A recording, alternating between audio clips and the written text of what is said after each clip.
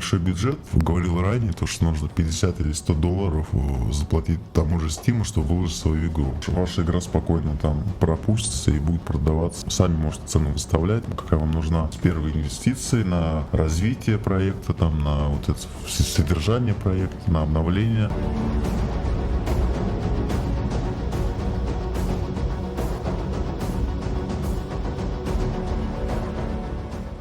Привет, с вами Маша Рябинина. В этом видео вы узнаете, как человеку удалось заработать космические деньги на Стиме. И не только. Мы договорились до начала интервью, что я изменю голос и замажу лицо, дабы избежать Дианона. Как сам человек захотел избежать публичности, будет и много интересной информации. Приятного просмотра. У меня, честно сказать, много вопросов. Но начну я с того, как ты к этому вообще пришел и с чего ты начинал. Привет, дорогие подписчики.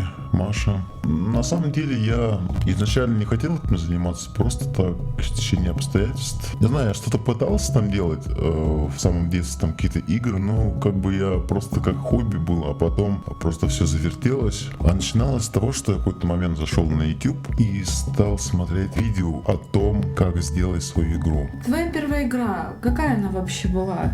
Я так особо не вспомню, но она была максимально примитивная. Это просто был симулятор по типу Фореста или Раста, как бы просто добывание ресурсов, да, как бы там выживание на острове, что-то типа такого. Ну просто как симулятор получается. Я, кстати, просто его сделал для себя, и он так и остался лежать, собственно, в заготовках. Я его нигде никогда не использовал. Интересно, однако, слушай. Ну, вообще-то неплохая идея для именно начинаний. Слушай, а вот скажи мне, для того, чтобы выложить свою игру на том же Стиме, что вот нужно сделать, как вот, например, мне, если я захочу сделать, или моим подписчикам? На самом деле тут ничего серьезного нет, но просто, чтобы вообще выложить на любую площадку, не только Steam, а вообще в принципе, там нужно стать партнером, да, этой площадки. Но в Steam, насколько я помню, там то ли 50 долларов начальный взнос или 100 долларов, я особо не помню. Но нужно будет сначала, так сказать, заплатить Steam, чтобы стать партнером, и чтобы вы могли спокойно выложить свою игру туда. И понятное дело, что вам эту игру нужно, конечно, сделать, ну, максимально там, ну, чтобы просто это было похоже на игру, то есть, да, не обязательно там делать ее крутой или там какой-то сложный, чтобы она просто была хотя бы. Ну, по желанию ее по высшей степени сделать прям максимально хорошо прокачанной и как Ну, поняла, чем больше.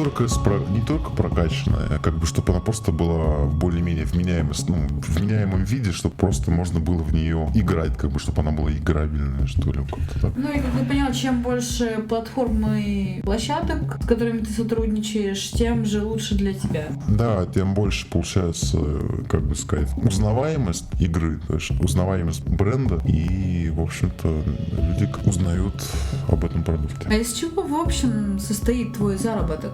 Из двух моментов: производство самих игр и на рекламе в этих играх. То есть вы создали какую-то игру и портнули в Steam или еще куда-то, там их много площадок. И потом вы можете в эту игру засунуть рекламу, если она бесплатна. Ну, я знаю, что некоторые даже и в платно так делают, типа рекламу того или иного. Партнерки на рекламе тоже можно зарабатывать как бы деньги. Ну и то, что я делаю, как бы, получается, игры тоже сами, как неплохой такой вариант для заработка. Ну, это очень интересно. А вот скажи мне, а как сделать свою собственную игру? Это же понятное дело, что нужны знания программирования. Но не всегда. Много сейчас сервисов развелось, которые вам могут помочь это сделать. Есть и бесплатные варианты, а есть и платные. Есть там много всяких сервисов в интернет-сайтах, которые позволяют как по шаблону сделать свою типа игру. Вот, выложить ее в Steam или еще куда. Это бесплатные способы. А есть платные, то что вы платите деньги человеку, он может быть на фрилансе или из какой-то там фирмы. Собственно, он или со своей командой делает вам игру, и вы дальше решаете, что с ней делать. Ну, просто платишь за создание игры. Ну да, или воспользоваться тем же сайтами, ну, как бы по шаблону. Единственный минус, что они будут все одинаковые и однотипные, получается. Ну, понятно, да, хорошо. А вот на каких ты площадках работаешь, помимо Steam? Ну, их дофига, на самом деле. Туда входят Epic Games, Orange, то есть их настолько много, и дело даже не в площадках, а дело просто в том, на какой тебе удобнее, да. То есть мне удобно на Steam, потому что, ну, я просто к этому привык, и я знаю, там механики этой площадки как бы тоже иногда работают, но там есть свои, короче, приколы. Плюс-минус, конечно же, работают одинаково, но все равно у них там отличается это вывод денег, например, рекомендации там у всех все по-разному, поэтому я просто привык к Steam, но я могу, в принципе, везде работать, мне это не мешает. Хорошо. Ты делаешь только игры или еще приложения для телефонов? Расскажи поподробнее об этом. Не, я делаю не только игры. Раньше, когда я делал только игры, но со временем я понял, что я еще хочу делать какие-то приложения, там, типа мессенджеров и так далее. И много из каких наверняка вы пользуетесь, делаю я. Игры, конечно, можно делать, только их, но на них особо не уедешь. То есть лучше как-то совмещать и игры, и приложения, чтобы это было как-то все в комплексе. Делать то и другое. Мне кажется, проще создавать новые социальные сети и вытягивать на них, потому что в настоящее время очень мало таких доступных социальных сетей, и мне Я в них вообще не сижу. Но я кроме ВКонтакте и YouTube, как бы, я больше нигде не сижу. Может, в телеге там только есть какие-то деловые вопросы решаются, а так, ну, социальные сети, да. Я имею в виду создавать приложение, на котором можно выехать по деньгам. То, что помимо контакта и прочего, с этого же тоже можно. Чем больше социальных интересных сетей, тем... Да, например, вы, если вы помните, был такой, даже, я не знаю, многие ваши, наверное, не вспомнят, Айска, или ICQ назывался. Это такая древность. Вы же помните, каким он был популярным?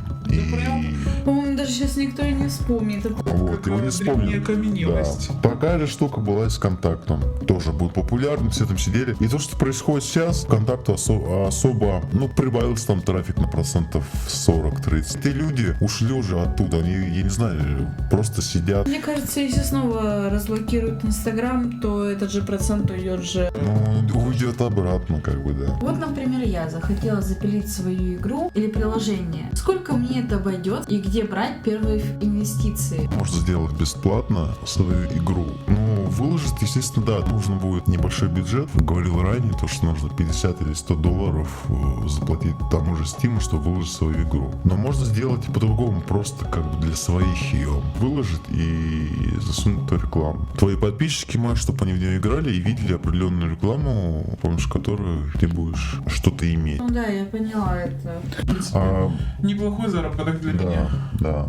Бесплатно еще можно выкладывать в App Store или там Google Play. Вот это все можно бесплатно выкладывать. Не все что угодно может пройти, но высокий процент того, что игра спокойно там пропустится и будет там продаваться платно. И сами можете цену выставлять, как вам нужна. А если бесплатно, то просто можете ставить ту рекламу. Эти все партнерки найти в интернете не составит никакого труда и просто зарабатывать на рекламе. Насчет где брать первые инвестиции, есть Kickstarter, где многие начинающие проекты собирают с первой инвестиции на развитие проекта, там, на вот это содержание проекта, на обновление. Все с Kickstarter берутся на все эти, так сказать, проекты. Как сейчас обстоят дела с игровым рынком? Я слышала, что многие крупные компании уходят с российского рынка, и в Steam нельзя оплачивать больше картами. Как в такие непростые времена вы выживаете? Ничего прям особо криминального нет, поскольку есть западный рынок, на который можно, не то что можно, уже многие пошли туда, потому что все как-то постабильнее. Плата выше. Да, и оплата там не в рублях, как это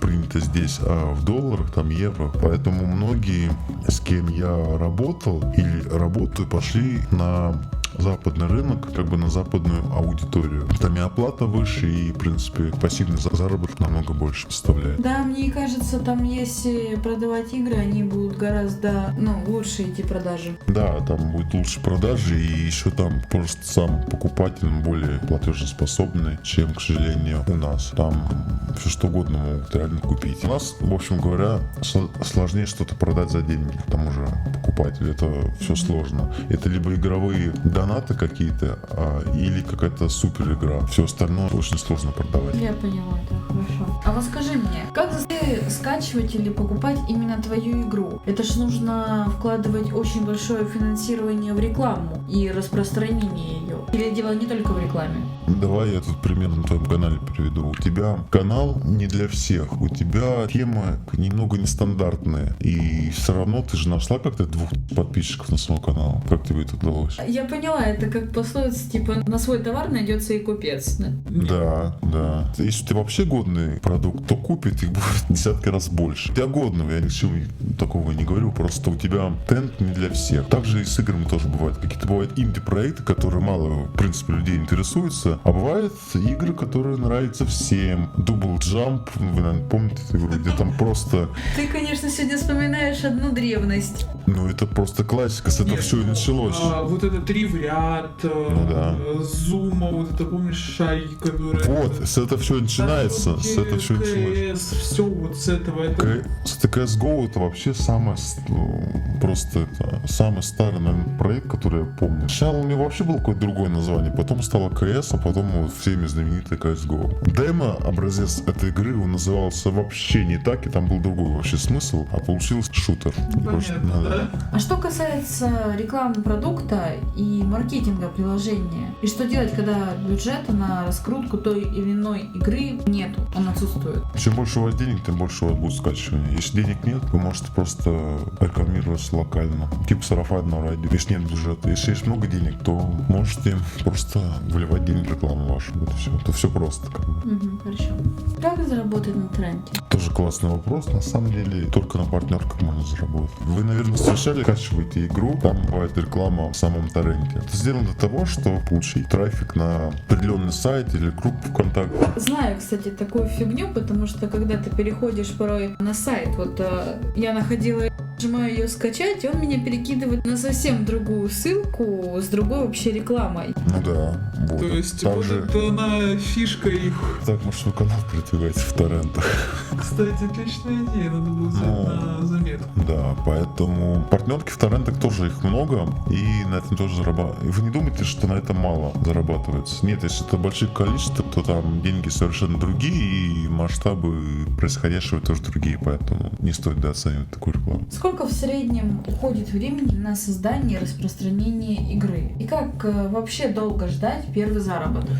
Но у меня это составило срок где-то от месяца до полугода. В реале это уходит где-то год примерно на один проект. У вас есть одна игра, и где-то год вы тратите на то, чтобы получить с нее первый выхлоп. Если все хорошо пойдет, то это можно в течение 3 месяцев сделать. Модерация Steam пропускает все игры и приложения? Она вообще все пропускает. Там и хентай, кстати, и в Steam. И в Steam есть хентай много. Вы можете даже посмотреть. Вы найдете много хентая, и вопрос к тому, как Steam все пропускает, я не знаю. Ну, как бы он пропускает много. Симулятор раздевания девушки, вот этого там полно. Так что... Кажется, после этого видео, если мои подписчики досмотрят до этого момента, они просто пойдут проверять эти игры и просто их скачивать. Так что, мои маленькие извращуги, не надо тут распускать свои ручонки и их, пожалуйста, на стол. Да, их там много, этих всех. Много из них бесплатно. Тем более Steam, так стимул дал. А почему ты вообще решил выбрать эту сферу? Я много чем занимался в своей жизни, но даже все, что я не берусь, получается всегда очень плохо. Это единственная сфера, в которой я хорошо, у меня все вышло. Эта сфера единственное, что маленькая конкуренция. Да, там много всяких игр выпускается каждый год, это все понятно. Но вообще в мире это мало занимается людей. У нас же все либо маркетологи, либо еще кто-то там. Юристы. Адвокаты. Их много, особенно экономистов. Кстати, я по образованию экономист, я не нашел себя в экономике. Их слишком много, понимаете, в мире экономистов. И каждый второй или третий экономист или там маркетолог, это пипец. Дело, да. Поэтому я пошел в сферу производства игр. Расскажи про свои самые забавные случаи из своего собственного опыта. У меня мало таких было случаев, но самый, наверное, тупой и забавный, когда я делал игру 3 месяца. Я делал игру. И по своей ошибке я пошел в кафе. И оставил ноут, естественно, на столе. Со всеми там данными исходного проекта. И когда я вернулся с туалета, моего ноута не оказалось на этом месте. Ну, вы представляете, как я долго вообще бомбил и не мог найти в себе силы снова что-то начать делать. Я этот мир просто проклинал. Вот. А разве в кафе не было камеры? Нет, тогда не было камер. Это сейчас на каждом шагу, тогда не было камер. Это было... Никто даже ничего не видел? Нет, никто ничего не видел, никто ничего не знал. Это как всегда. Это обычно у нас в России. Никто ничего не знает, никто ничего не видит. Сколько ты зарабатываешь на данный момент? Это тайна, покрыта мрак. Не, на самом деле не тайна. Я зарабатываю, нормально. Я поняла, что ты зарабатываешь достаточно много, раз тебе, в принципе, хватает на год. С учетом того, как ты создаешь игры. Да. Ну, зарабатываю нормально. Я, естественно, не зарабатываю там какие-то миллиарды, но я зарабатываю... Как бы недавно купил себе новую машину, там, BMW. Поэтому, как бы, что... В общем, я надеюсь, я ответил на твой вопрос, Маш. Жаль, что вы не видите, как он тут сидит и вот ухмыляется, понимая то, что сколько я зарабатываю на данный момент. А сколько ты зарабатываешь? А тебе это знать не надо. Ну ладно, Не так уж много, как ты. И вообще, у меня только все начинается. хорошо. А вот скажи мне вот я все время хотела задать этот вопрос, наконец мы до него дошли. Ты вот работаешь один или у тебя все-таки есть целая команда? Нет, я работаю один, потому что я устал от большого, так сказать, обилия долбов, поэтому я просто от них устал. Ребят, как бы не бессуйте. Я надеюсь, что они никогда не посмотрят это видео, а если посмотрят, вы не будете на меня обижаться, потому что это правда. Чем больше людей в команде, тем больше у вас проблем в этой же команде. То есть, да. Слушай, если у тебя бывают какие-нибудь проблемы, ты же все равно Ну, Если если... будете специалистов за помощью, например, Ну, своих партнеров. это другое. Ты, наверное, имел в виду постоянную команду? Нет, у меня ее нет. Если есть какие-то вопросы или там спорные моменты, я просто обращаюсь к определенным людям, которым меня знают, я которых знаю, и просто они мне помогают решить эту проблему. Ну, чтоб работать в команде, нет, это не мое. Ну, это сложно, я знаю. Да. Вот я хорошо одна работаю. Нет, конечно, у меня есть люди, которые мне помогают, но чтобы именно на постоянной основе, нет. Ну вот, зачем они нужны? Приближенный вот круг людей, которые помогают мне там со съемками, сценарии, вот я сама пишу, как и озвучиваю сама, монтирую сама. Ты же меня тоже позвала сама, у тебя нет никакого продюсера там, вот это все. Понятное дело, просто я говорю то, что в принципе я сама все делаю, но у меня есть как бы люди, которые мне могут помочь, если я попрошу, и я за это очень благодарна, но я тоже предпочитаю в принципе работать без команды, потому что это очень большая ответственность, нужно еще, если каждому заплатить. Ну это да. распредели и прочее. Что ты скажешь напоследок нашим зрителям? Я вам скажу, что оставайтесь на позитиве. О двух моментах я жалею. О том, что я пошел на экономиста, и о том, что я не купил себе резиновую куклу. А во всем остальном пробуйте в себя во всех своих начинаниях и не бойтесь. Если бы я тогда забоялся, я бы не смог ни одну игру создать, которую я вот создал. И, естественно, никакое приложение бы не вышло у меня. Вот, поэтому я просто стал во всем разбираться, читать много, там, узнавать. И, в общем, создал, ну, как бы, даже не по моему мнению, а просто по мнению многих людей офигенные продукты. Вот. Хотя поначалу я думал, что я создаю какое-то полное говно, знаете, как бывает. В общем, сложности мы хотим сказать то, что не бойтесь экспериментировать, не бойтесь проявлять себя, новых талантов. И купите резиновую куклу. Блять. Не слушайте этого дурака. Все, стоп. Ну что ж, подведем итог этого видео. На самом деле это было очень интересное и познавательное интервью. Спасибо вообще большое тебе, что ты согласился ко мне прийти и поговорить со мной. Ну, если же какой-то совет будет нужен, я обязательно к тебе обращусь. Про резиновую куклу? Так.